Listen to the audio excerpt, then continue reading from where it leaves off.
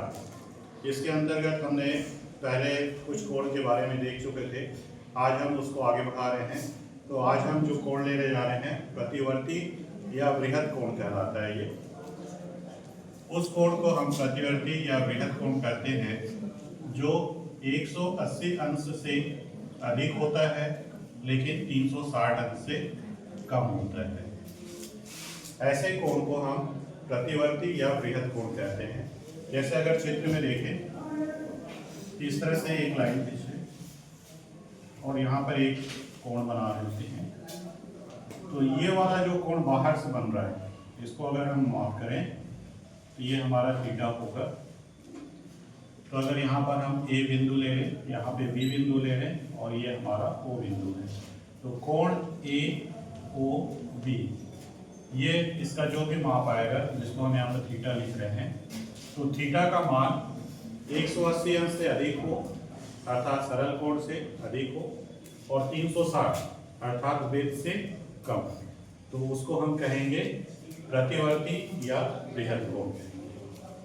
यहाँ पे एक चीज और ध्यान देते हैं, कोण का माप हम दो तरह से कर सकते हैं। कोण का माप, इसके आधार पे हम दो तरह से कोण को मापते हैं। तो जब हम कोण, जैसे ये हमारी एक भुजा है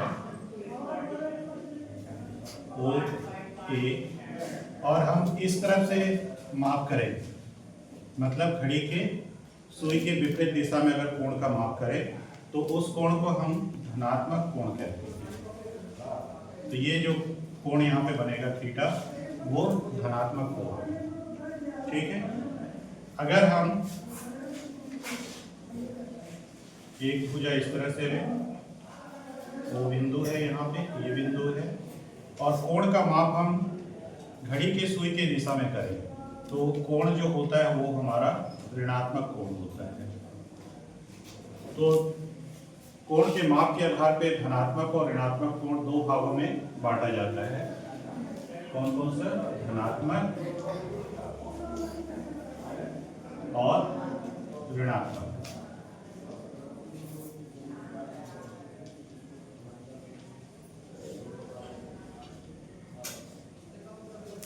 दो तरह से मापते हैं तो उसका चित्र इस तरह से बनेगा। और जब भी हम घड़ी के सुई के विपरीत नापेंगे तो वो धनात्मक कोण होगा, और घड़ी के सुई के दिशा में मापेंगे तो वो ऋणात्मक कोण होगा। इसी तरह से प्रतिवर्त या बृहद जो कोण है, हम इस तरह से नाप रहे हैं, घड़ी के सुई के विपरीत दिशा में।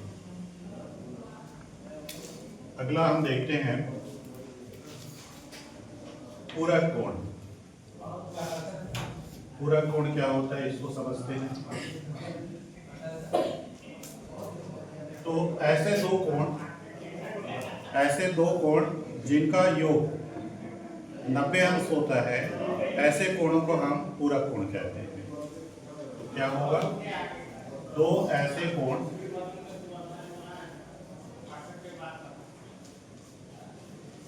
जिनका योग 90 अंश होता है,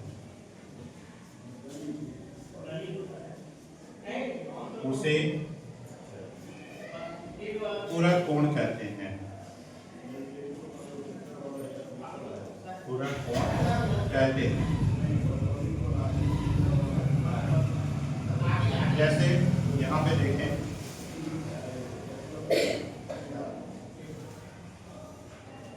ए, यहाँ पे बी है, यहाँ पे सी है, ये ओ बिंदु है। तो यहाँ पे देखिए एक कोण बन रहा है जिसको अगर हम θ1 दिखाएं, और यहाँ पे दूसरा कोण बन रहा है जो θ2 है। तो इन दोनों कोणों का योग θ1 एंड θ2 बराबर 90 अंश होगा, तभी हम इसे पूरक कोण कहते हैं।